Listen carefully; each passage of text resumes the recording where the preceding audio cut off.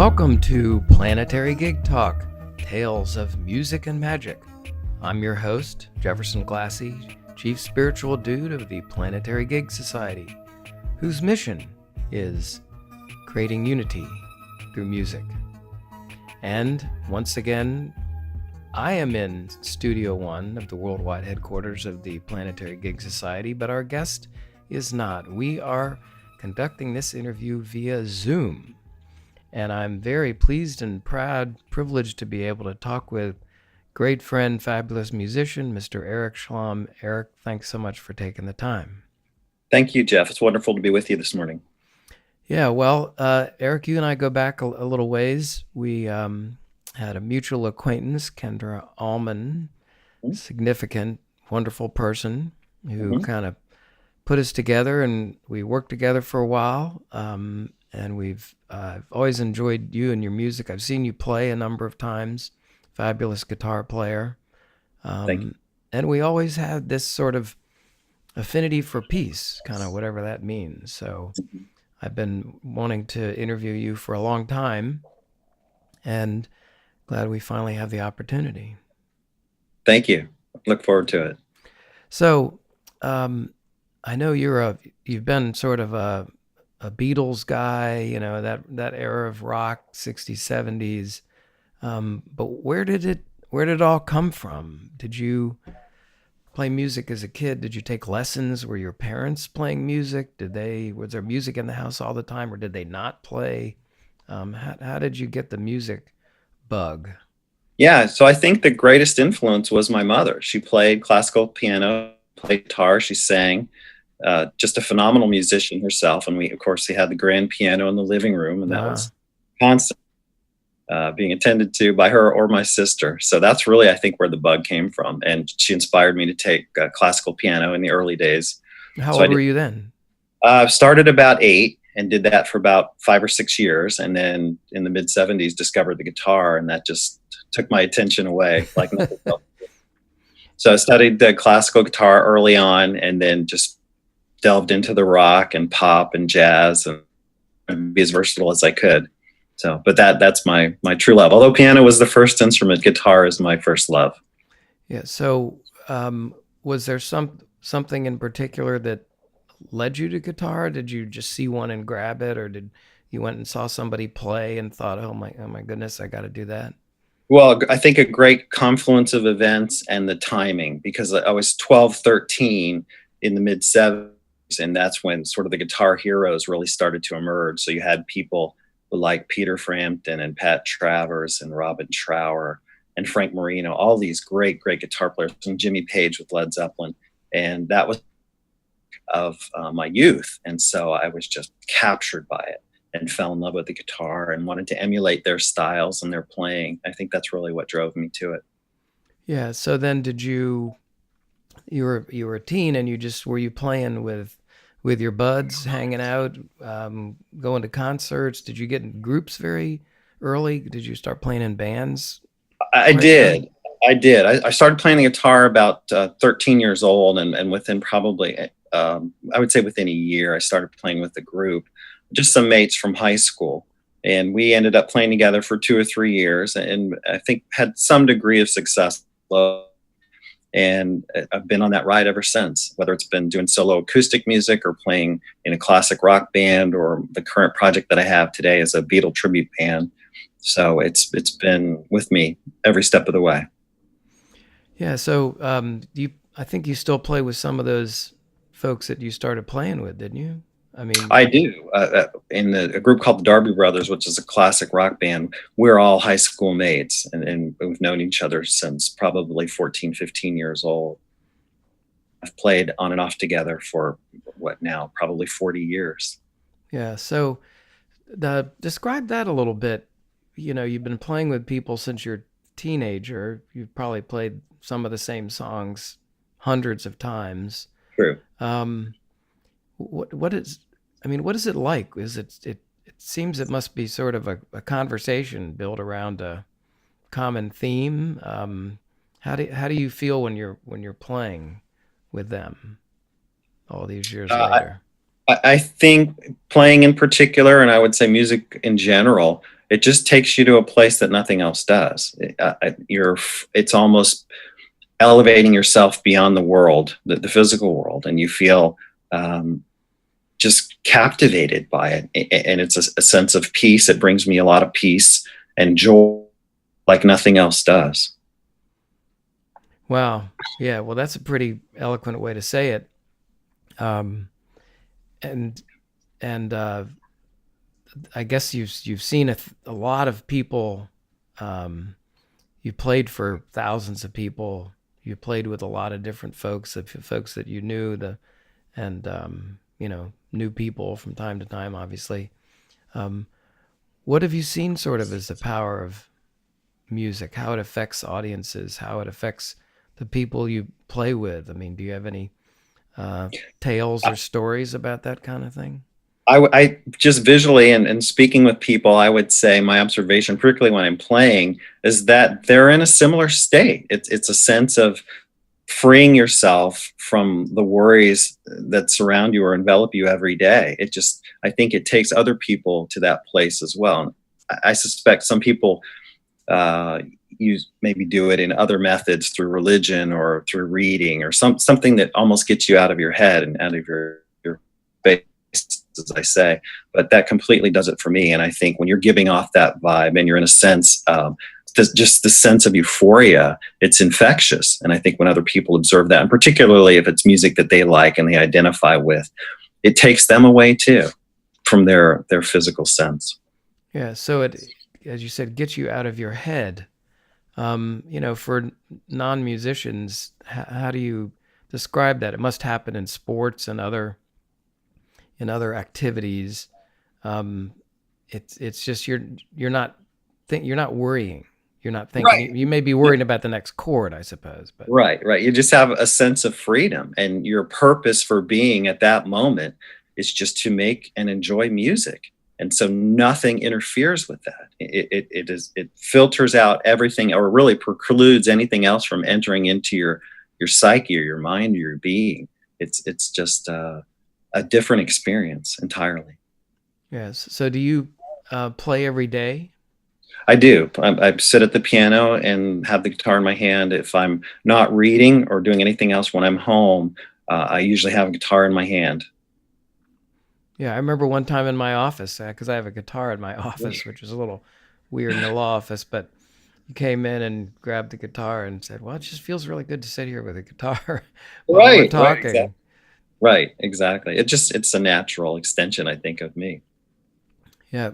So you've seen an awful lot of players as well. I think you've done some trips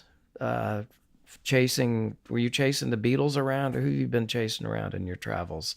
Yeah, indeed. So I took, again, I'm a huge Beatle fanatic. That was one of my earliest influences from my sister, particularly the Abbey Road album when I was very young. And I wanted to do this Mecca to Liverpool and to all places Beatles. Great.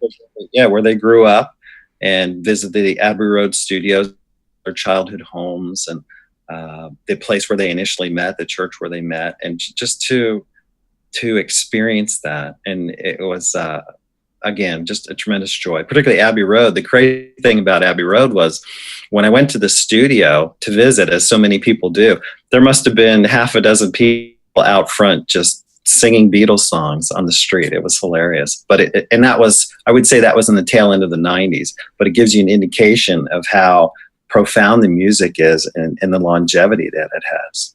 Yeah. What do you think caused that? I mean, having been to their boyhood homes and seeing their old haunts and having, really devoured their music and everything about it. I mean, what kind of caught on there? Do you have any thoughts about that? Many. I think so many people have opinions about the Beatles, but I think you will never see the trajectory of musicianship that developed over that period, because in 62, 63, when they first started recording, you had 2 or 3 chord songs, and within 6 years you get what is just a magical piece of music, something like the Golden Slumbers medley, or You Never Give Me Your Money. Again, the trajectory is just incredible of musicianship, the development. And so they sort of fed off each other, I guess, in a I think way. so. Probably a very healthy internal competition for writing between John and Paul, and just inspired each other. And I think the outside influences, people like Brian Wilson, I know, inspired them immensely. So they were taking in all of that culture and music as well that surrounded them, inspired them. I guess you could make an argument that, they may have changed humanity more than any, anybody else out there. I mean, I, politicians or, policemen or whatever, but um, I would agree with that. And I think my son taunts me a little bit because he says, you're one of those guys originated from the Beatles. And I do. I think anything that's contemporary, or if you look at any of the music subsequent to 69, 70, I think it can all trace its roots back to something that the Beatles did, as tremendously innovative as they were. I think in some way they've inspired everyone. yeah. And I guess, in light of our mission here, peace through music, essentially, they really actually did accomplish, by their putting their music out there with contemporaries and the Stones and everybody else, but particularly the Beatles. People were transformed by them. I've had a couple of people I've talked with on the podcast who said, that night, was it February 64 or something like Right, that, right. on the Ed Sullivan Show. And I remember watching that too. And they just, my friend Tom Cox said everything changed. Right.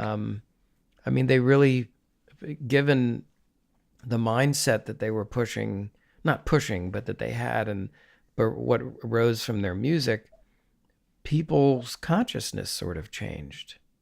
Right. Well, there's that wonderful quote that applies to artists, and I'm sorry I can't cite the author, but something along the lines of, when it's a pivotal artist, because everything before them becomes obsolete and everything after them bears their influence. And I think that's the Beatles to a T. Wow. Yeah, that's pretty special. So you mentioned your son as well, and he's a musician. Very fine musician. Yeah. So how did, because I've got a granddaughter now, a year and a half, Mm-hmm. and it's just amazing seeing, they do pick up on the songs, and Old MacDonald had a farm. I Right. mean, all these things, and we tend to, I think, a lot overlook that the musical abilities and genes and inclinations that little kids have, but they do, it seems to me. So when your son was born, small, growing up, what are your sort of memories, or uh, things you noticed about how music came into his life and how it grabbed him, or ups and downs or whatever? Do you have Yeah, thoughts I about that? think he immediately gravitated toward it. And I think there was certainly some conscious and probably unconscious effort on my part to continue that with him, because when he was born, I mean, literally in the crib, I would hold up earphones to him and play him songs that I had written. And I think it was a part of his being from such an early age. And then when he would always see me playing, again, because I'm sure it's annoying to my housemates, but if I'm sitting, I have a guitar in my hand. So there may be a television on or whatever, but I'm playing the guitar. And so he certainly grew up with that. And I have pictures of him from the earliest stages where he's able to physically hold the guitar. Now, I tried to teach him the guitar, but as you being a fine guitar player yourself, hands are small hands particularly are difficult to manipulate Yeah. and press those strings. It becomes difficult and very hard for young people. So he ended up gravitating more toward the piano and toward the drums, where I guess it was more favorable for him from a tactile perspective. But he developed the guitar later in life as well. But I think just those early influences, probably, I would be interested he would say, but I would say that the early influences impacted him just as my mother's influences impacted me.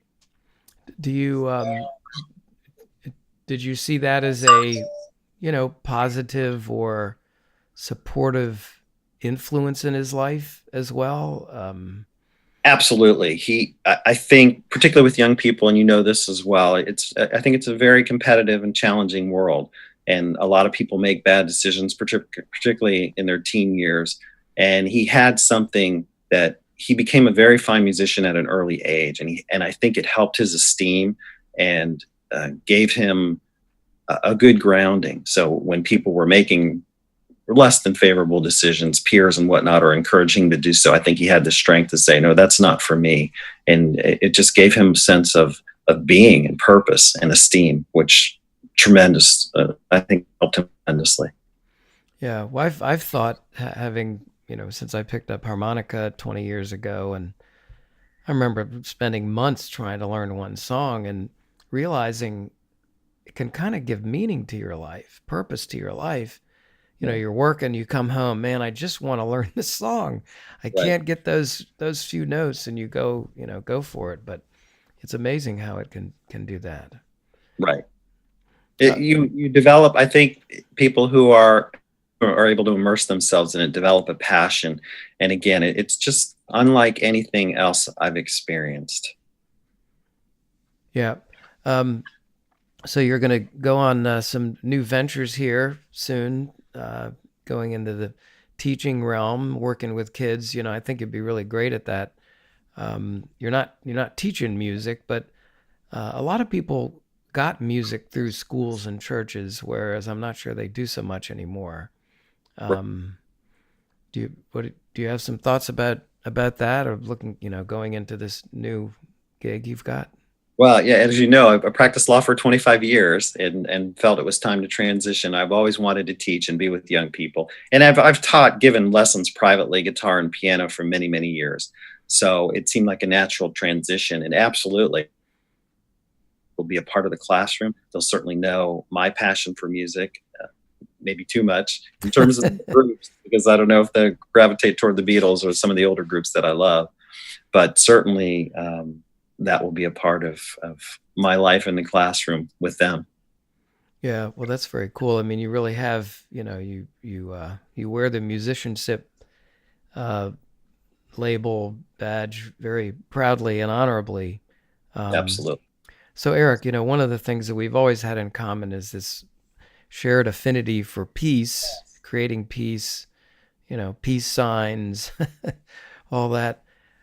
I don't really know what that is in a way. You can be for peace, everybody is for peace, but it doesn't always translate into actions, into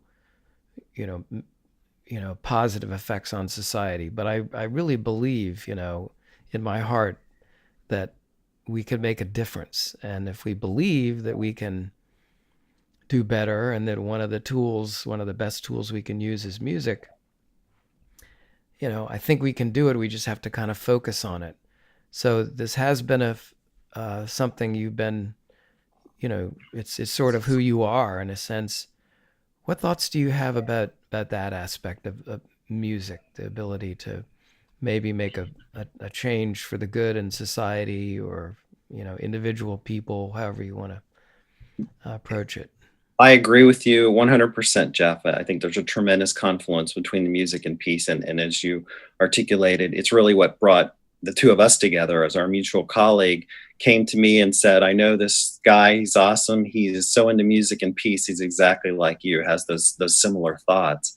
And of course, that was our connection. And I think you're 100% right. I think there's something around this idea of music and peace. It's just a natural connection, because when you are, again, enveloped in this musical euphoria, you don't have violence on your mind. You don't have conflict on your mind. You are just in a very peaceful place. So I think what we need, I think I'm a tremendous supporter of your organization and the Planetary Gig Society. And I think what we need to do is to continue to promote it and make sure that young people are exposed to music, and that live music is ubiquitous and we have it everywhere. I think it helps. I believe it helps. I know it's helped me, and it's helped those around me that I've observed firsthand. So I think if we can continue to wave that banner and make sure that music is everywhere, we can I believe we can honestly combat some of the negativity that exists in the world today. Well said, Eric. Yeah, kindred spirits for sure. Glad we're on the same team together. I want to thank you very much for taking the time today. Tried our first Zoom interview, and hopefully we'll get a chance to play some tunes together sometime soon. I'll come see you. It's been too long, so looking forward to getting together. That would be wonderful, Jeff, and it was lovely to be with you this morning. Thank you. Okay, great. Eric Schlam, everybody. Thank you very much.